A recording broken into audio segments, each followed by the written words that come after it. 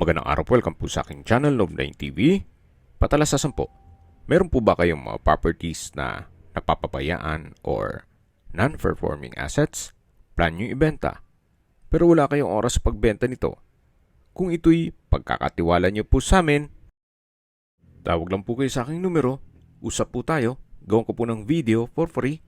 Yes, libre po, wala po kayong babayaran. Tutulungan pa namin kayong mabenta ang inyong property. Kami na po bala sa marketing, sa boosting or paid ads. Even sa tripping, hindi na po kayo mapapagod sa pag-entertain ng mga buyers. Kami na po bala sa lahat. Tawag lang po kayo. Nandito po tayo ngayon sa Nasugbu, Batangas kung saan meron po tayong bagong video presentation. Isang residential property na corner lot. May lot area po ito na 500 square meters. Titulado, buhay po ang may-ari, kaya wala po kayong maging problema sa documentation o sa transfer ng title. Nasa loob ng isang subdivision, flood-free area, may access na rin po ng tubig, kuryente at internet provider. Napaganda po nito, malapit po sa lahat, gaya ng mga business establishments at government offices, pati po beach resorts. Mamaya po sa dulong parte ng video, pag-usapan natin ang distance, location at travel time. Sa ngayon po, may mga nakatanim dito sa loob ng property, gaya ng saging, mangga, at may sampalok, at kung ano-ano pa. Patag na patag naman po ang lupa, kaya usable po lahat. Yan po, tunghayan niyo po. Maaliwalas naman po ang lugar. At kung sakali man na gusto nyong tumira sa isang malapit sa dagat, well, ito na po yung hinahanap nyo. Ito po yung corner side. Malapad naman po itong concrete roads. At paglabas nyo po ng subdivision ay yung highway na. Kaya accessible din po ito ng public transportation. At habang pinagmamasdan nyo po itong kapaligiran, pag-usapan na natin ang distance, location at travel time. Mula po sa beach resort o sa port ng Nasugbu, ang distance is 3.3 kilometers at ang travel time is 11 minutes.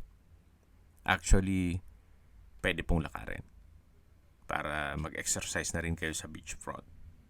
At mula naman po sa bayan ng Nasugbu, ang distance is 1.7 kilometers at ang travel time is 7 minutes. Kompleto na po doon gaya ng public market, groceries, convenience store, remittance center, banks, schools, church at hospital. Yan po yung lagi kong binabanggit sa inyo na dapat niyo i-consider sa paghanap ng property ay yung meron pong malapit na hospital. Hindi ko naman po sinasabing sakitin kayo. Yan naman po for emergency purpose lang naman.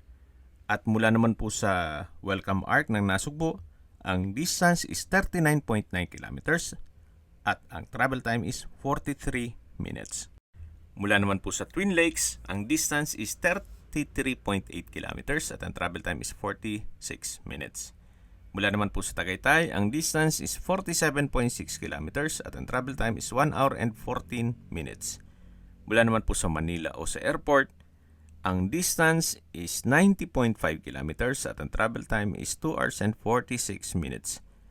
Yan po yung dulong parte nitong property. At dito naman po yung area na may mga fruit-bearing trees. Okay, sa mga nag-skip ng video, summarize ko lang po, ito pong property ay nasa isang subdivision dito sa Nasugbu, Batangas. May total lot area na 500 square meters at ito'y titulado. Binebenta po ito ni owner sa halagang 6,500 pesos per square meter. Kung may mga katanungan po kayo, tawag lang po kayo sa aking numero. At sa mga kababayan naman natin nasa ibang bansa, meron po akong WhatsApp, Viber, Telegram at Signal. Same number lang po, 0917-316-3399. Sa mga nagtatanong naman po ng aming Facebook, meron po aming Facebook page na Nov9 TV at Facebook Real Video. Meron din pong TikTok at Instagram. May ibang YouTube channel po kami, the Nov9 TV channel, Nov9 TV listings, Nov9 TV on the spot, Nov9 TV updates, at Nov9 TV house rental. Sana po naibigyan nyo ang video presentation. Paki-like and subscribe na lang po sa aking channel para ma-update din po kayo sa aking future listings. Kung sakali po hanap nyo yung mas malaking sukat ng lupa, meron din po kami ibang listings na pwede nyong pagpilian. Huwag po kayong mag-atubiling tumawag sa amin. Then, let us know your budget para malaman namin kung anong property pwede naming ilog sa inyo. Sa lahat pong viewers, subscriber at nagtiwala po sa amin, salamat po sa suporta. Ingat po kayo lagi at yung pamilya. Maraming salamat po.